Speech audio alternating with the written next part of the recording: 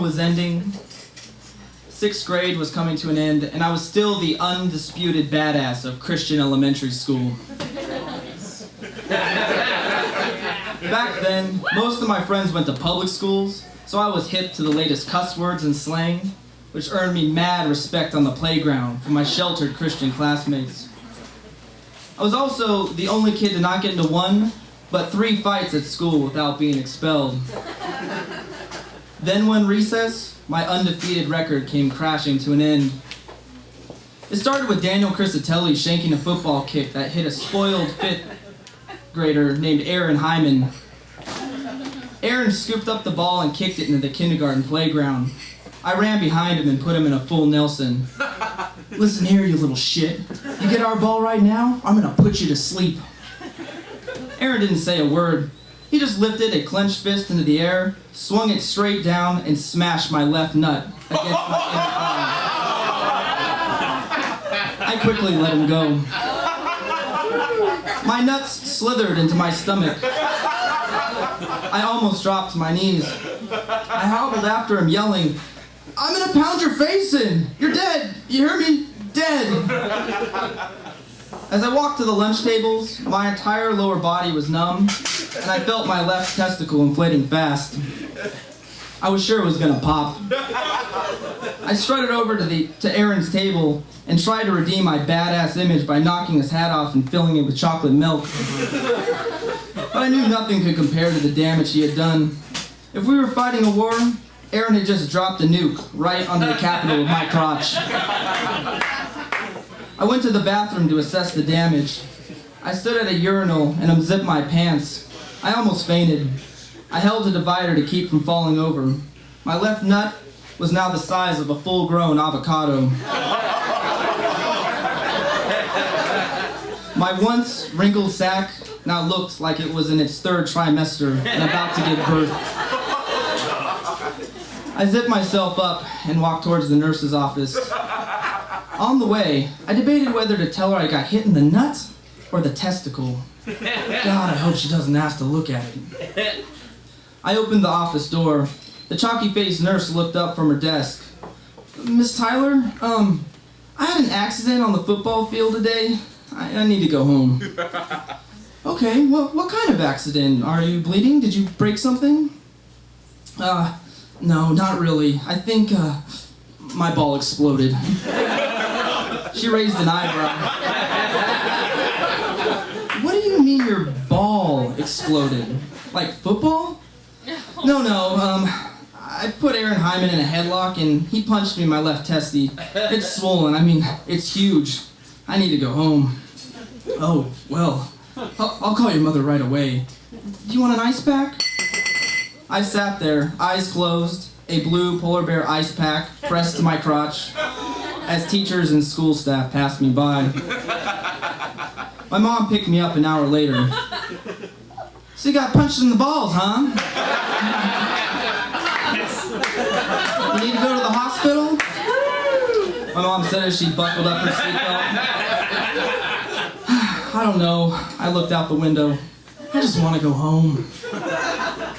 When we got back to the house, I locked myself into the bathroom, dropped my drawers, and stared horrified at my sack in the mirror.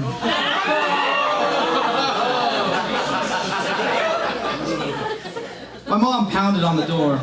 "Patrick, open this door right now and let me see it. I need to know if you should see a doctor."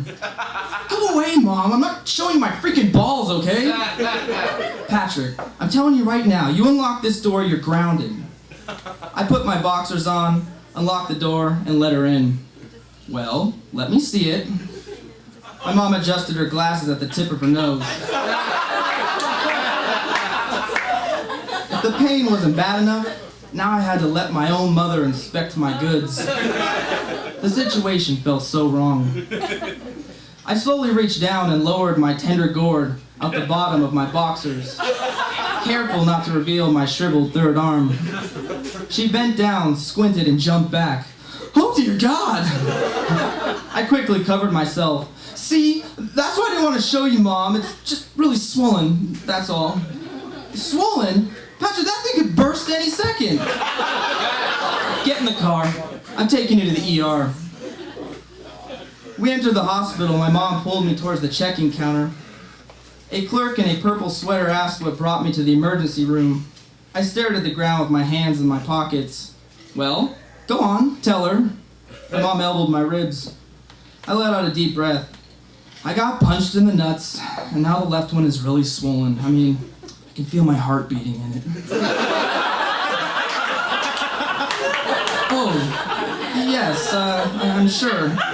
Can you show me with your hands about how swollen you say it is? The clerk said. Are you serious? Patrick, you need to cooperate here. My mom shaped her hands into a big oval. I'd say it's about the size of an ostrich egg.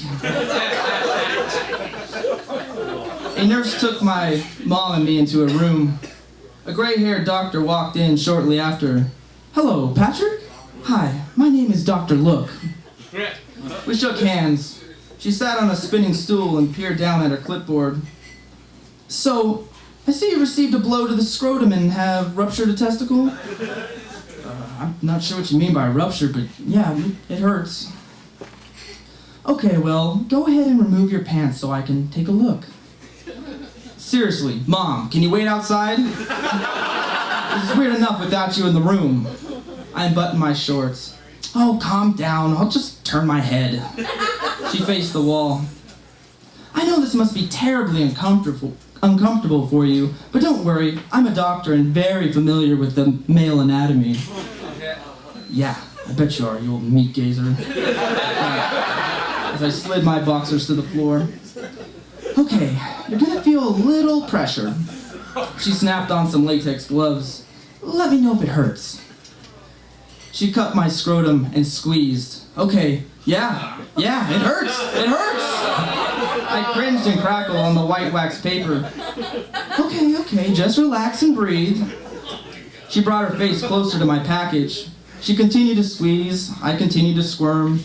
I gritted my teeth and thought about all the terrible things I was going to do to Aaron when I got back to school. It's hard to believe a punch caused that much trauma. He must have hit you just right. She informed me they were going to have to perform a scrotal ultrasonographic evaluation.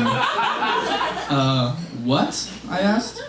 You know the little thingy they use on pregnant mommies to see the baby inside? Yeah?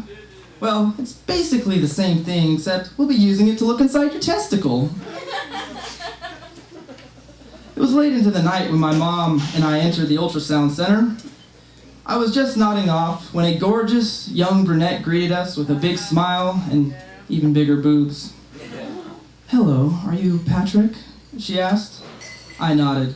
Please don't let this be her. Please don't let this be her. Great. My name is Kimberly. I'll be your ultrasound tech tonight. I tried to force a smile. Jesus Christ, I thought. Are there seriously no male doctors in this place? This time, I insisted my mom wait outside before Kimberly and I entered a dark room. I slipped into a hospital gown and lay on the examining table. She covered my acorn-sized penis with a damp towel.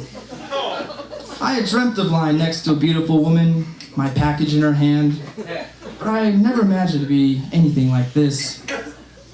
She scooped up a handful of warm gel from a bottle and began lathering my testes. Besides the doctor, she was the first girl to ever touch my balls.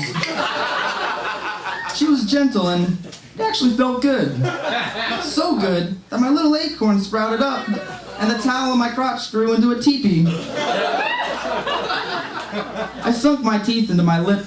I tried to imagine as many anti-boner images as possible. I thought of my dad's rotten toenails, pimple pus, and the time I walked into my parents' humping doggy style.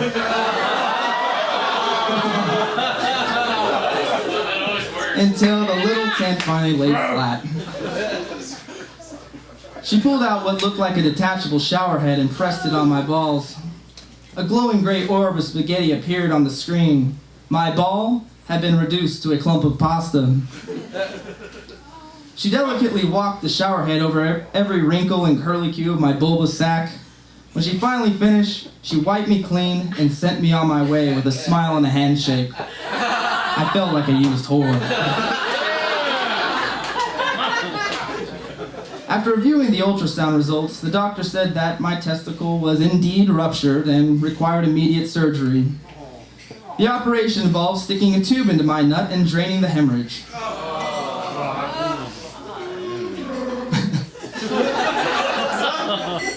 The next day when I awoke from the surgery, my nuts were wrapped up like a newborn. After the bandages were removed, I took a look at my ball in the mirror. It was monstrous. It looked like something that belonged locked up in a bell tower.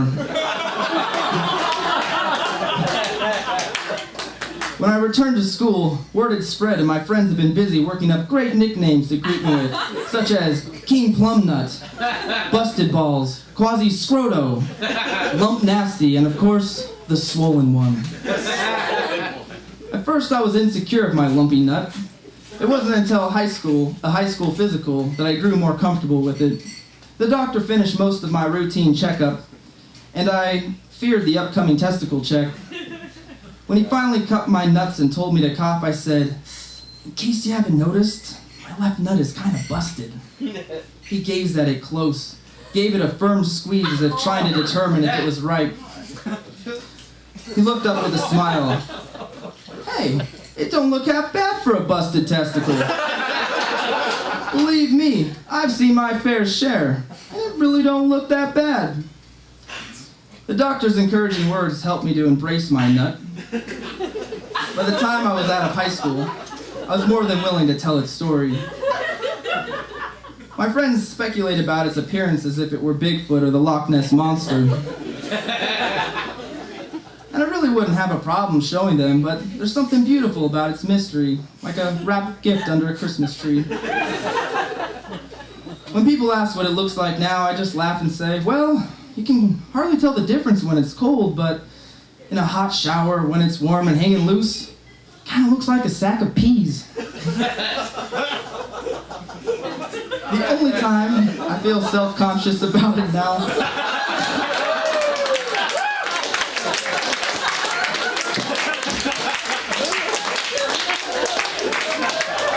is on the rare occasion I'm naked with a girl.